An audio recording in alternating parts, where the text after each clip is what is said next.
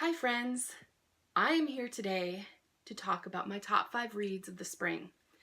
I've seen this video done several times on Prue's Project's channel and on Jessica's channel from Peace Love Books, and I thought it'd be really cool. So how I'm going to do this is I am going to go over every book I read for the months of March, April, and May, telling you the author, the title, and the star rating I gave it. And then after that's done, I'm going to go through my top 5 reads of those 3 months with, I think, a couple of honorable mentions. So let's get started. Oh, and by the way, if I don't have the physical copy of the book, that I will put a picture of the book on the right side of the screen. I believe it'll be the right side. So this will be fun. Let's get started. If you see me looking down, I have a notebook where I'm keeping everything so I don't screw anything up. And I'm going to do this in order for March, April, and May. So let's start with March. So for March, I read 12 Steps to Normal by Farah Penn, which I gave 3.5 stars. Then I read Bet Me by Jennifer Cruzy, which I gave 5 stars. Talk Me Down by Victoria Dahl, which I gave 4 stars. Starry Eyes by Jen Bennett, which I gave 4 stars. The Air He Breathes by Brittany C. Cherry, Brittany C. Cherry, which I gave 4 stars. A Baby for Easter by Noelle Adams, which I gave 3.5 stars. A Baby for Easter by Noelle Adams, which I gave 3 stars. Dearest Clementine by Lex Martin, which I gave 4 stars. Love and Other Words by Christina Lauren, which I gave 5 stars. Goodbye Days by Jeff Zentner, which I gave 4.5 stars. All right, for April, I read Smut by Karina Halle, which I gave 4 stars. All I Want by Jay Daniels, which I gave 4 stars. Puddin' by Julie Murphy, which I gave 4.25 stars. Lover Reborn by J.R. Ward, which is part of the Black Dagger Brotherhood series. I gave that 4 stars. All right, last month to May. The Summer of Jordi Perez by Amy Spalding, which I gave 5 stars. The Way You Make Me Feel by Maureen Gu, which I gave 3.5 stars. Arrogant Devil by R.S. Gray, which I gave 4 stars. Girl Made of Stars by Ashley Herring Blake, which I gave 5 stars. The Game Can't Love You Back by Carol Cazzo, which I gave 3 stars. Long Way Down by Jason Reynolds, which I gave 5 stars. We Are Okay by Nina LaCour, which I gave 5 stars. And From Twinkle with Love by Sandaya Menon, which I gave 4 stars. Okay, so of those 3 months, I will tell you what my top 5 of reads of the spring was. So the first one I'm going to talk about is a little book called, Bet Me by Jennifer Cruzy. Bet Me was a recommendation I got from several friends on Instagram and Twitter when I was looking for, I was going through a bit of a slump and I was looking for a really good romantic comedy. And I'm glad I picked it up. It's a fantastic romantic comedy, probably the best I've read, and I'm certainly thinking, from what I understand, she's one of the best romantic comedy authors out there. This story was so great, you had a couple that met in unusual circumstances, and it was just fantastic. They meet, and I'm just a sucker for things that have to do with arranged marriages and bets and things where, it's kind of up to fate in a lot of ways. They also, this one kind of had a bit of a hate to love sort of thing, because the main character, which her name is escaping me, it is Minerva Dobbs. She has, she's been dating this guy, and she doesn't particularly care for him that much. I mean, it's nothing life-changing for her. And they break up in this bar. And it comes to find out that her ex, the one she just broke up with in the bar, is trying to get the male lead to bet on it, to bet that he can sleep with her. And it just comes in a really funny circumstance, and there's great friendships in here. And I just highly, highly recommend it. It is laugh out loud funny. The family members in here are fantastic as well. I highly, highly suggest you pick it up. Yeah. So the next one is going to be Love and Other Words by Christina Lauren, which is right here. I had to get myself a personal copy of this one. This was so, so good. Probably my favorite Christina Lauren, and I've read several of their books. And I really enjoyed this one because it had a lot of heart to it, and it was a friends to lovers sort of romance. But there is a twist in it, which I am not going to ruin for anybody, but it's amazing. And the characters are just fantastic. The main character, her name is Macy. She's in a relationship at the beginning, but it's kind of lackluster. Like, she cares for him, but their relationship isn't intense in a good way. There's no passion behind behind their relationship, and so she's kind of settling. And at the beginning, you don't really understand why.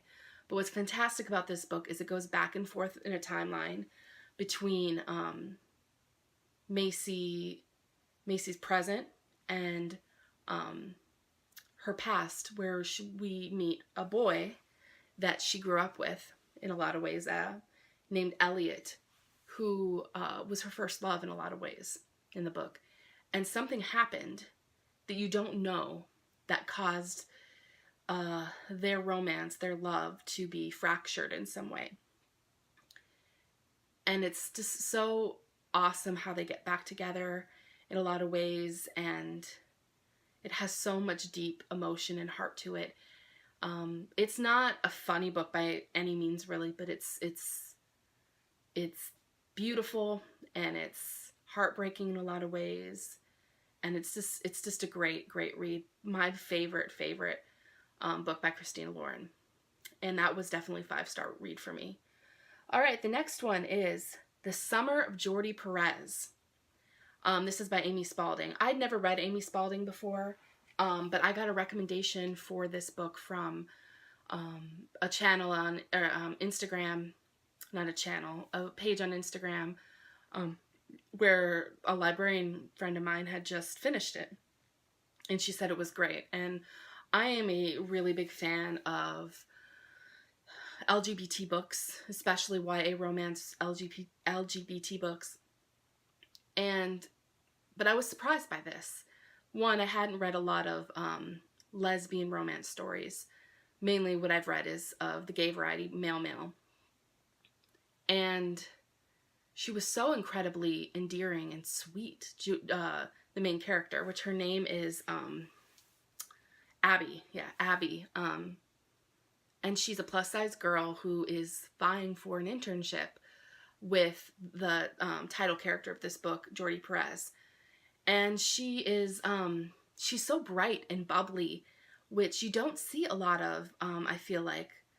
I guess in reality, I don't know, maybe it was my own interpretation that, you have this plus-size girl who's constantly being kicked down by life, and that they're, not so happy all the time. And she is. She has a bright, syrupy almost personality, almost to the point where I could see how some people would think that she's overly optimistic and bright. But I found her very, very sweet. And there are girls like this. And her romance between her and Jordi was so well done, and it was so great. And then you got the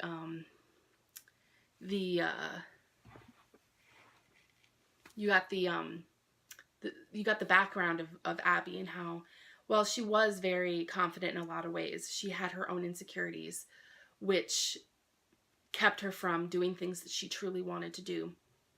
And it was a great story. I think it's going to be a fantastic story for any teenagers in your life, plus size or not.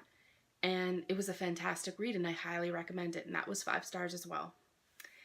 The next one we have is Girl Made of Stars. This is definitely not like Jordi Perez. It is a really it's a darker story, having to do with a girl who must confront some really difficult issues when one of her best friends accuses her twin brother of raping her. And it's not a simple story. It's not black and white in a lot of ways, you know. She wants to believe her brother in a lot of ways. That was her hero. But she also believes her friend.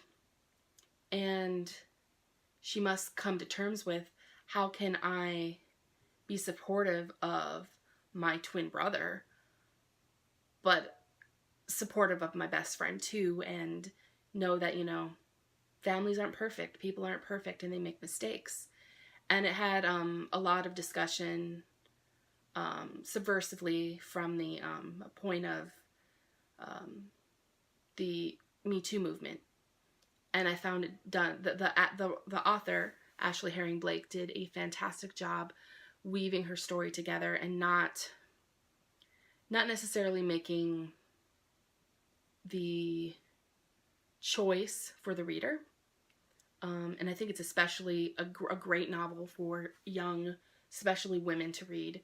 Again, this has an LGBT element to it because the main girl character has just ended a relationship with another girl. And there's some possible trans rep in it. I'll leave that to the reader to just decide whether they think it is or not. But it's done so beautifully, and it's richly layered, and I thought it was fantastic. Probably one of the best books I've read all year. And that was 5 stars, and definitely deserved it. So please pick it up. And then the last one, I'm sorry, not the last one. We have 2 more. The next one is We Are Okay by Nina LaCour. This won the Prince Award this past year, which is a big award in the library world. It's basically the best fiction novel of 2017. And this was so powerful. It really packed a punch. This is a darker story as well. It's hard to really tell you a synopsis of in a lot of ways, just because there's so much going on in this novel, and it's like 260 pages. It is not a long novel, but it's dealing with a lot of issues that are multi-layered. And the basic gist of the story is a girl has left, excuse me, a girl has left her home. She was living with her grandfather, and after something happens to her grandfather, she decides that she's going to leave. She doesn't want to deal with what's going on. She decides to leave. She's just graduated, and she's going to college. She decides to go to college in New York. She lives in California at this time, and she just ups and leaves, you know, getting away from everything. And she kind of hides in herself in a lot of ways. Well, a friend of hers from California comes to visit her when she's in New York City. And now she must deal with a lot of the underlying issues that we as the reader don't know about at the time. Because this person knows what happened. And it's beautifully done. And another LGBT rep, I don't know, this month I had read, I think this was May. Yeah, this was May. I read several LGBT books, and the main character is a lesbian, but it's done in such a way that it's not a huge deal, you know. the author did such a great job of creating characters and a relationship that is not simple and it's not easy, but it was done so beautifully. How many times can I say beautiful? But it's true. It's true. It's done beautifully. Yeah, I highly recommend it. It's like I said, it's a short novel. I picked it up from my library, but I definitely am going to pick myself up a copy for my bookshelves. This is a fantastic read. Another probably favorite of the year, and it's well deserving of its Prince Award. All right, next. Oh, and that was 5 stars. I think everything of my top 5 are all 5 stars. So, and then the last one for my top 5 is Long Way Down by Jason Reynolds. This is my first Jason Reynolds book, but it will not be my last. It is a verse novel about a boy, which I've talked about in a previous wrap-up, about a boy who, after his brother dies, he lives in the kind of like the projects area of, I believe, New York City. He decides that he's going to avenge his brother's death. And he's a boy that's not really for the gang type life. You know, he's got things going for him. But he decides, you know, I was taught that I have to avenge my brother's death. He's gone. That's what my brother would want me to do. So he gets a gun and he finds out who killed his brother, and he's taking the elevator down, either up or down, I can't remember now, but either up or down the floors, into each individual floor, until he gets there to kill. He's going to shoot the people who killed his brother. And what's done so beautifully is it takes every level he goes down, he meets a new person that is related to this act of violence in some way. And they may be people he's known in his life, or his brother's life, and how their stories impact his eventual final decision. And we don't, the ending is quite open-ended, so I will leave that to the reader to decide what actually happens. But it's written so beautifully, and it's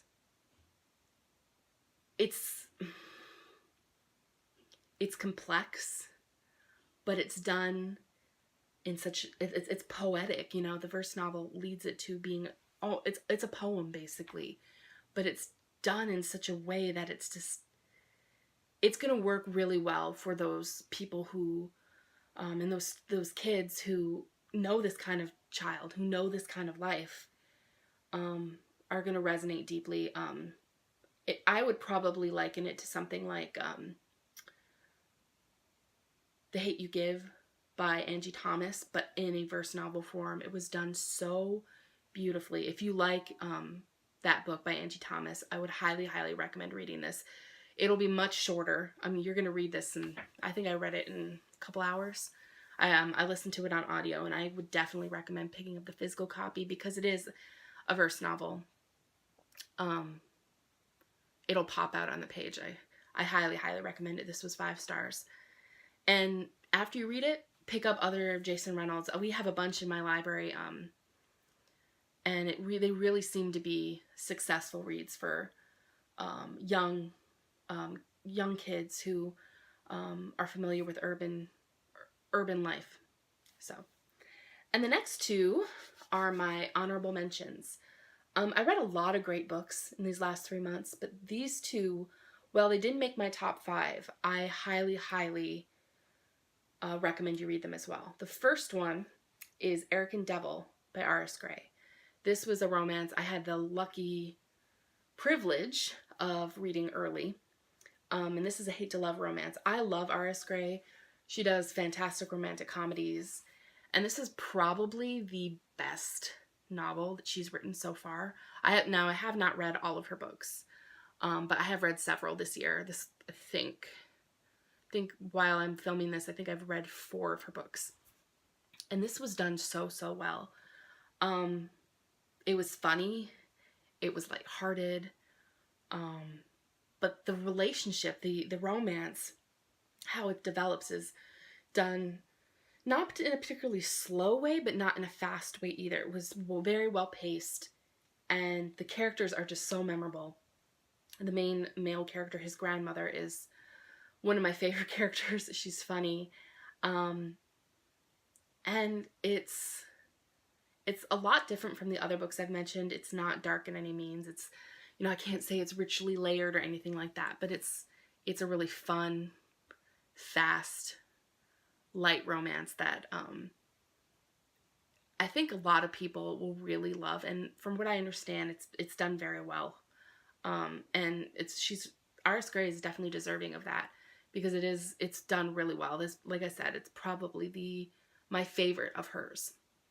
So I would highly, highly recommend that one. And the last one is Goodbye Days by Jeff Sentner. Now this is a novel I really contemplated putting on my top 5, but it just wouldn't fit with the other ones.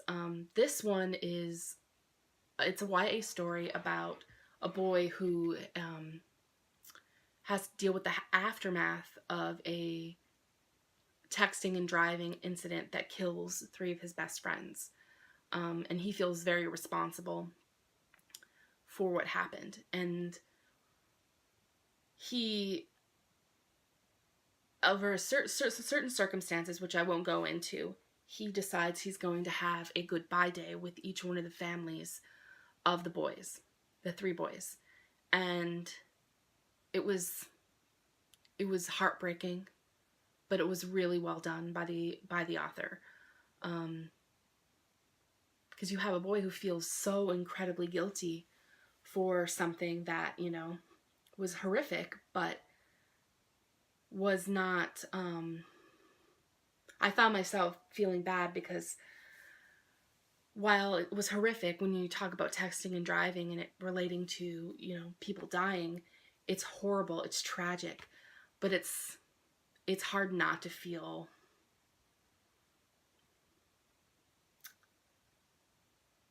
just sad about that, you know? And I found myself thinking about what I would do in those situations. And the author just did a really great job of creating a story where a boy has to deal with that and how he comes to terms with those feelings and those issues and how he can heal from it. So those are my books that I highly, highly recommend that you pick up. Tell me what your favorite reads were of spring. I really read some great, great books, and I'm so looking forward to what's going to be coming in the summer. I've already read some great books so far, and I'm glad to come back with that. And sorry I've been away a little while. I had family in town, so it was really hard to film. But yeah. So if you want to follow me on my social media, I'll have it all linked down below. I'm really active on Instagram and Twitter. So yeah, and thank you for watching this video, and I really appreciate it. I will see you soon. Bye.